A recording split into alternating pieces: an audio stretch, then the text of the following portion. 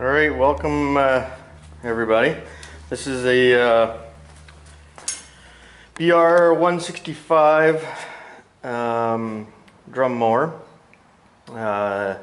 So as I talked yesterday, we've taken the oil out and cleaned things up a bit, and then tightened the nut there on the top of that bevel gear to snug things up. And as you can see, I've started to change the blades, and I've seen on YouTube that there's a few different ways to do this, and I'll just show you what sort of old blade compared to new blade. The ones that I have at any rate have a sort of hump in the middle. And they are reversible, so it doesn't really matter how you stuff them in there. But at any rate, the problem is not really problem, but the way that I'm using to go and change these blades is just put a pry bar underneath. So I kind of just feel for where the tang is that holds the blade on, and I put a pry bar underneath here, and don't get your fingers caught underneath. And then once you're spreading those things apart, as long as you're not pushing down on the blade at the same time, it should. Now it's not going to do it for me. Just come out like that.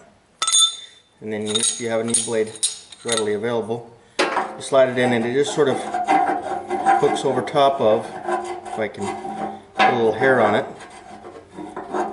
hooks over top of the pin, and you can kind of jiggle it and make sure, yep, we've got contact, and then you put it back down, and it can't come out because this top shield is wedging the pin that that this little guy rides in down. So that's how it keeps it in place. So we go find the next one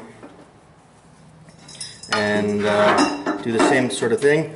Lift up, pull out, put the new blade in,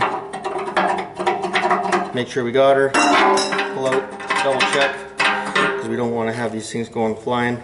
And there should be three, and I'm going to guess there should be one right here, but there's a blade missing.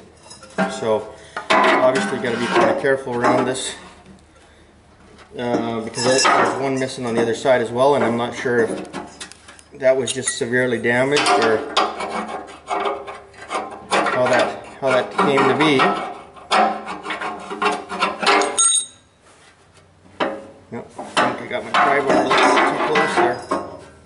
Got something else banging me up on the backside here, and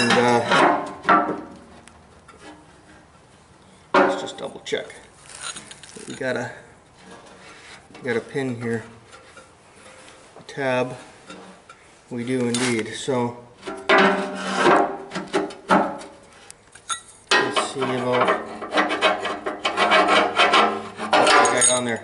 Well, I think what I'm going to do is take a flashlight and take a closer look at that one.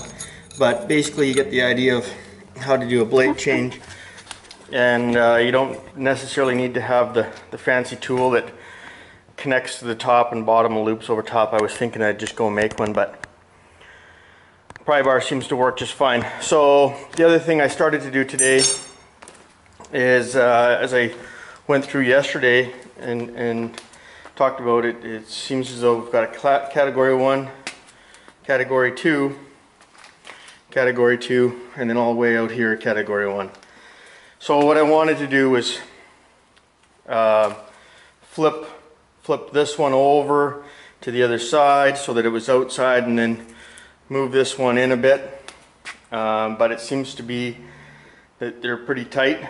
So I've drilled out the those broken fasteners that are there, and I think maybe a little bit more drilling is in order. And what I think I'll end up having to do is go to a full-size bit. because this one is just a little bit smaller. I thought I would be able to punch it out, but whatever's in there is keeping it from moving. And you can see over here on the other side here, there's a detent in the pin, or it's been where the bolt runs into. So I think what I got to do is drill it out and then put the next size over bolt in there. So that's also on the game plan here, but I just thought I'd show you here the blade change and how that looks, and then when I get to put the cover back on, I'll show you what I've got here for lubricant and what I'm putting in, and we'll go from there. So rant, rave, and subscribe. Talk to you.